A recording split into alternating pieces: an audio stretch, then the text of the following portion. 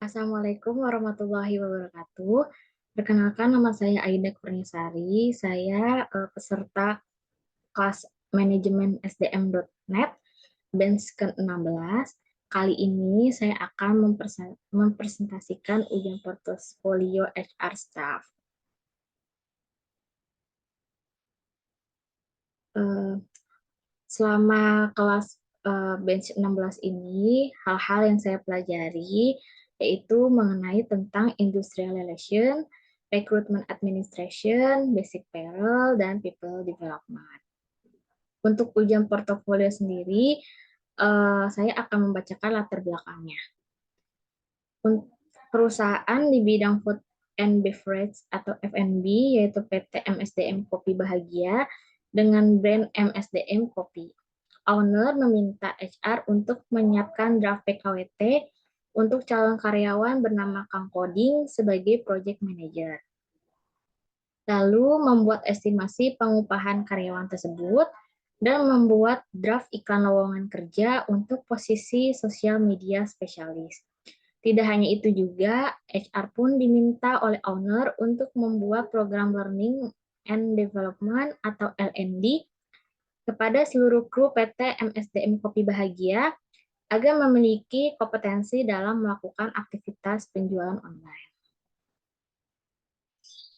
Tugas pertama yaitu HR membuat draft PKWT 1 tahun untuk calon karyawan yang bernama Kang Koding dengan posisi project manager.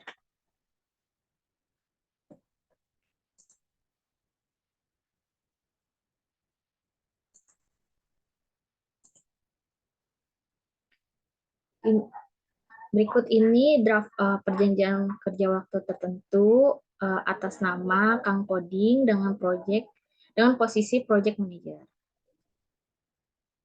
Untuk lembar pertama tertulis nomor 123 garis miring 02 0822 garis miring HRD garis miring PKWT garis miring PM dengan tanggal 2 Agustus 2022. Oleh dan diantara nama perusahaan yaitu PT MSDM Kopi Bahagia di Jalan Harapan Indah, Kelurahan Bakti Mulia, Kecamatan Kemakmuran, Wakwakarta, DKI Jakarta. Dengan karyawan yang bernama Kang Koding dengan alamat Jalan Kebun Pisang, RT 10, RW 4, Kelurahan Mangga Ubi, Kecamatan Mangga Besar, Wakwakarta, DKI Jakarta. Lembar yang kedua, perjanjian kerja waktu tertentu dengan nomor 123 garis miring 02 0822 garis miring HRD garis miring PKWT garis miring PM. Dengan hari Selasa, tanggal 2 Agustus 2022 bertempat di PT MSDM Kopi Bahagia di Jalan Harapan Indah, Bati Mulia, Kecamatan Kemakmuran, Kabupaten atau Kota Madia Wakwakarta, Provinsi DKI Jakarta. Dengan calon karyawan project manager yang bernama Kang Koding.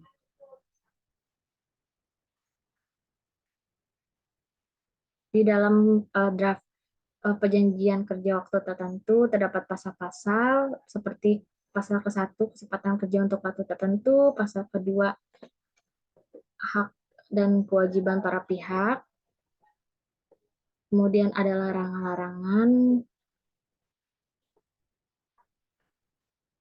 pasal keempat mengenai pekerjaan, jenis pekerjaannya sebagai project manager dengan deskripsi pekerjaan membuat aplikasi MSDM Kopi yang bisa diakses dengan mudah dari seluruh smartphone dengan operasi sistem Android dan iOS. Untuk waktu kerjanya selama 6 hari dalam 1 minggu.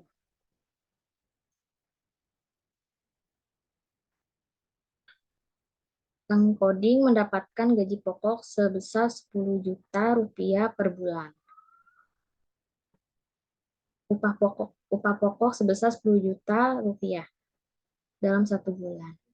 Pasal ke-7 tentang berakhirnya perjanjian.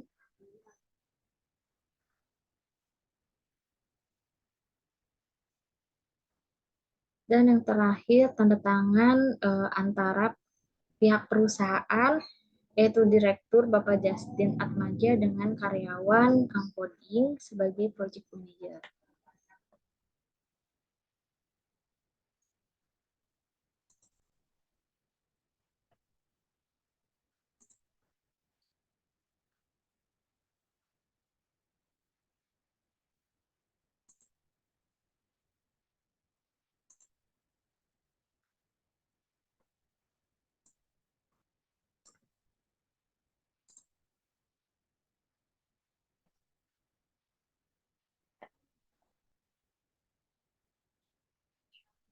Yang kedua yaitu membuat draft iklan lowongan kerja untuk posisi sosial media spesialis.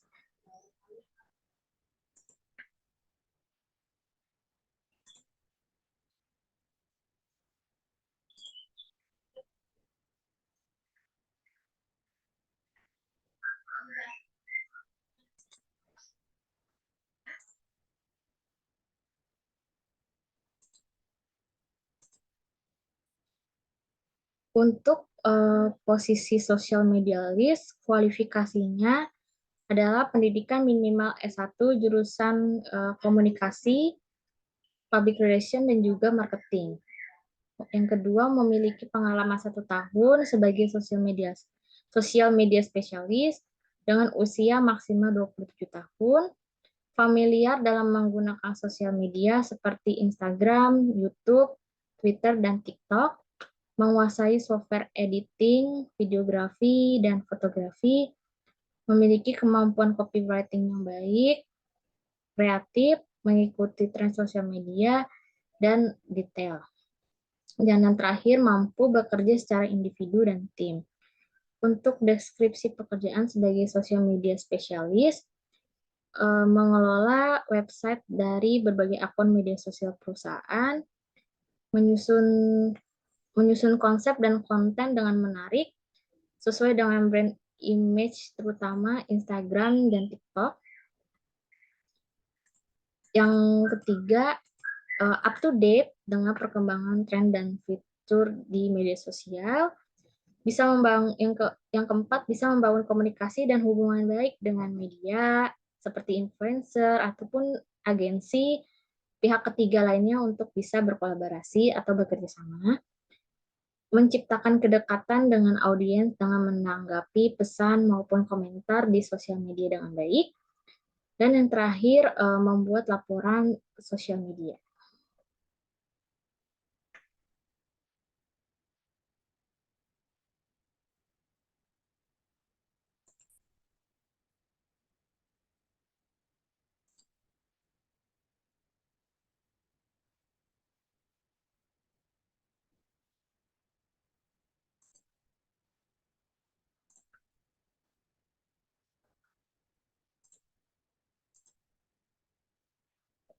Kemudian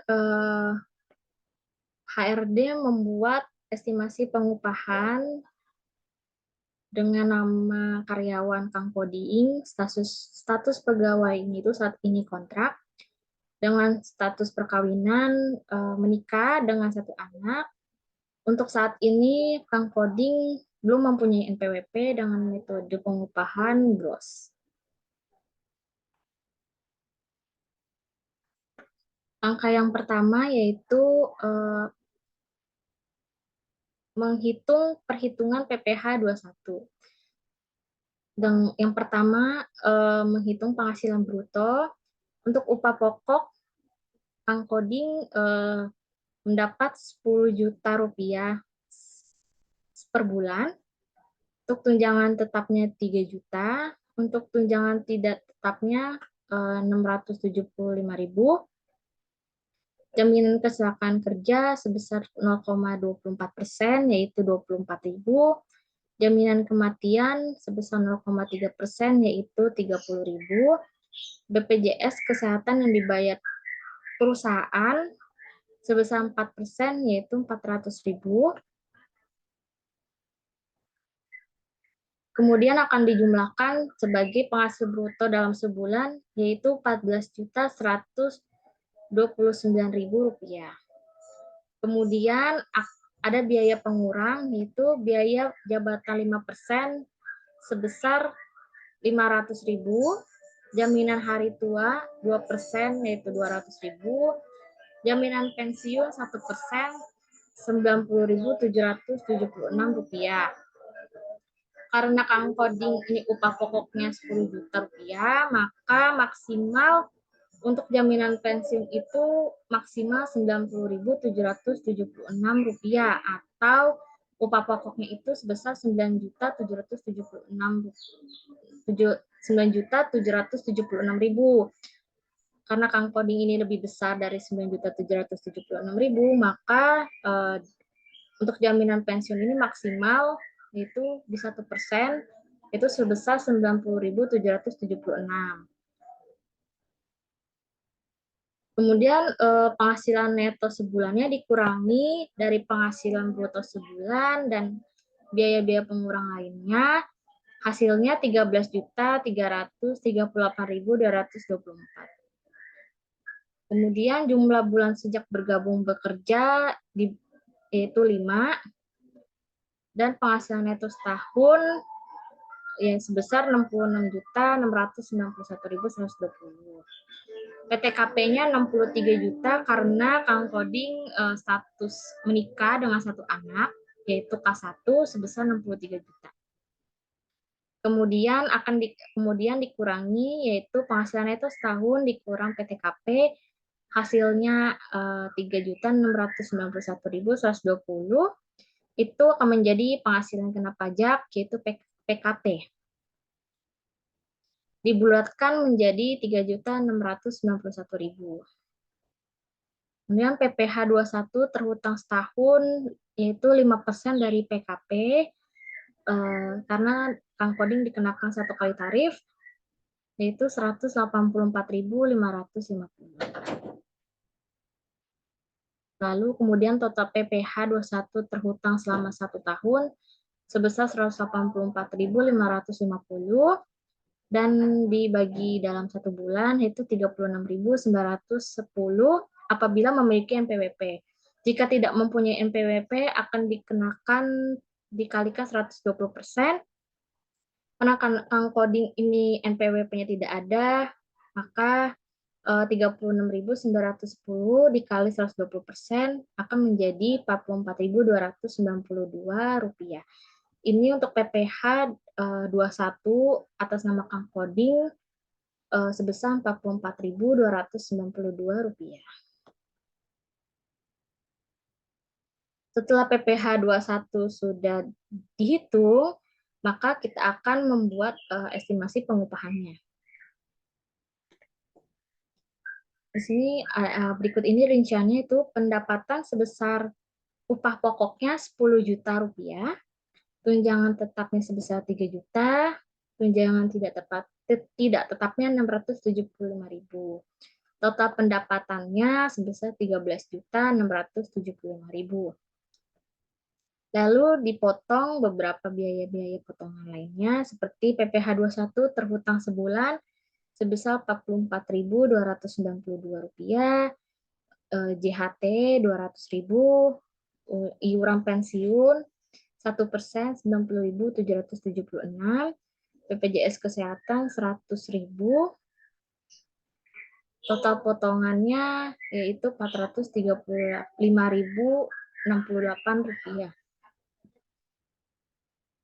Total pendapatan dikurang total potongan yaitu sejumlah 13.239.932 rupiah, yaitu ini take home pay yang akan Kang Koding terima.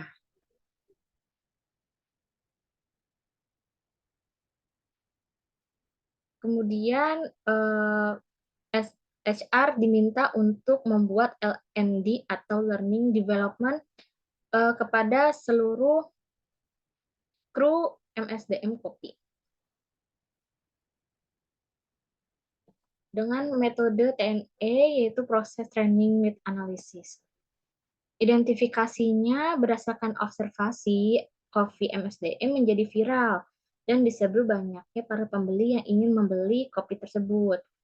Namun sayangnya para pembeli ini ada yang tidak kebagian kopi karena saking laku, sold out jadinya. Sehingga banyak pembeli nih yang request dan berkomentar kepada owner untuk segera menambah outlet di beberapa tempat atau beberapa daerah. Dokumentasinya ada pula juga eh, para pembeli mengirim pesan direct message ke akun Instagram MSDM Kopi agar bisa bekerja sama untuk bisa bekerja sama dengan marketplace atau penjualan online ya untuk memasarkan produknya agar para pembeli ini bisa membeli secara online. Analisanya kompetensi yang dibutuhkan oleh seluruh MSDM Kopi ini untuk meningkatkan aktivitas penjualannya seperti meningkatkan selling atau penjualan, membuat website dan aplikasi yang bisa diakses mudah oleh para pembeli, dan meningkatkan servis layanan pelanggan. Solusinya adalah dengan tanggapan positif yang diterima dari banyaknya para pembeli ini, solusinya adalah membuat sebuah training kepada seluruh kru untuk dapat meningkatkan aktivitas penjualannya secara online. Setelah proses training dilaksanakan, evaluasinya diharapkan bisa tercapainya indikator keberhasilan dari masing-masing kru ini. Bisa dilihat feedback-nya berdasarkan tingkat kepuasannya, pengetahuannya, pemahamannya tentang training yang sudah dilaksanakan. Untuk proses learning and development ini, berikut ini from usulan trainingnya.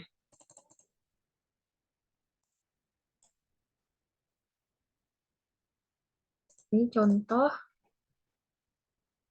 from usulan trainingnya, misalnya atas nama Lukman Hadi, posisinya sebagai social media list, departemennya marketing. Usulan judul trainingnya yang akan diikuti misalnya pengenalan website dan aplikasi dan penerapan ya, karena untuk meningkatkan penjualan secara online dengan melalui website dan aplikasi yang telah dibuat. Lalu communication, terus graphic design, copywriting dan storytelling, dan membangun konten sosial media. Rencananya trainingnya di bulan September 2022.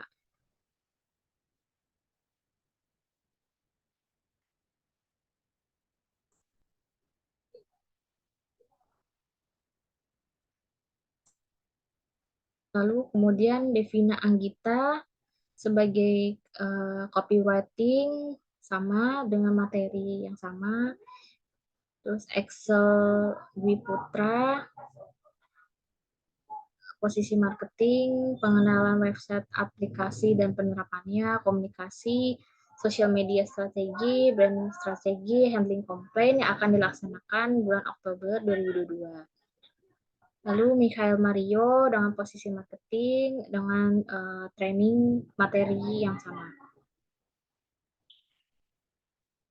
Bayu Aji dengan posisi barista dengan departemen produk untuk materinya, pengenalan website, aplikasi dan penerapannya, terus pengenalan jenis kopi dan alat-alatnya, terus teknik-teknik cara membuat kopi dan espresso dan lain-lain sebagainya, dan juga produk-produk itu menu-menu nih yang ada di MSDM Kopi itu apa aja.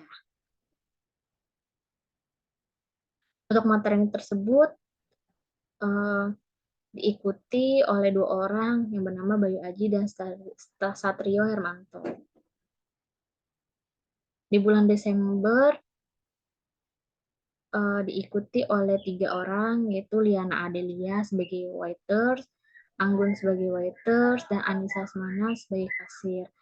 Untuk materi trainingnya yang diusulkan, yang pertama, pengenalan website dan aplikasi dan penerapannya, grooming, standar grooming, so seperti apa, service excellent, terus menghadapi keluhan pelanggan, dan pengenalan produk, menu-menu yang ada di MSDM Kopi.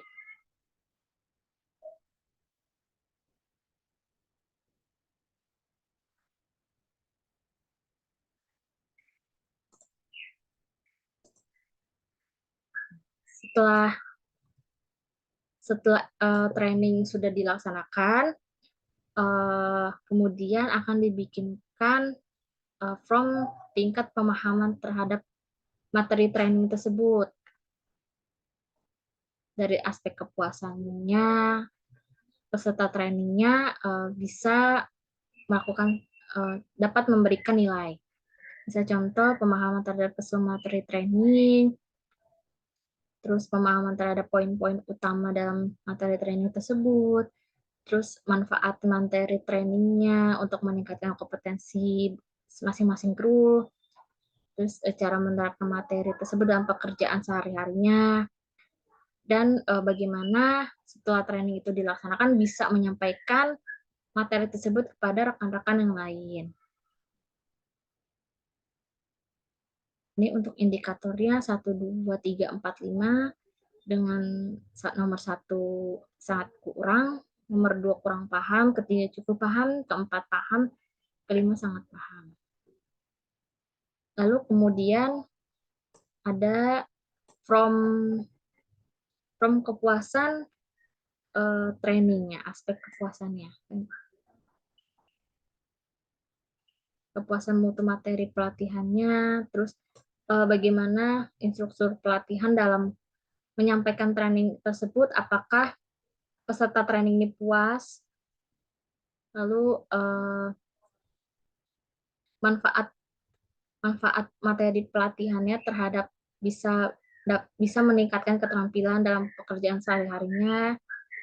Terus kemudian fasilitas trainingnya apakah sesuai dan apakah puas dalam fasilitas training tersebut, bisa dari alat bantu training, konsumsi, tempat, suasana, dan lain sebagainya. So, mengisi dua form tersebut,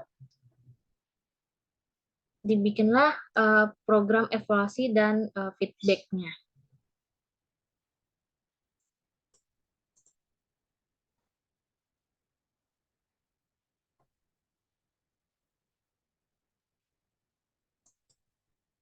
Sekian, berikut ini hasil presentasi ujian portofolio saya.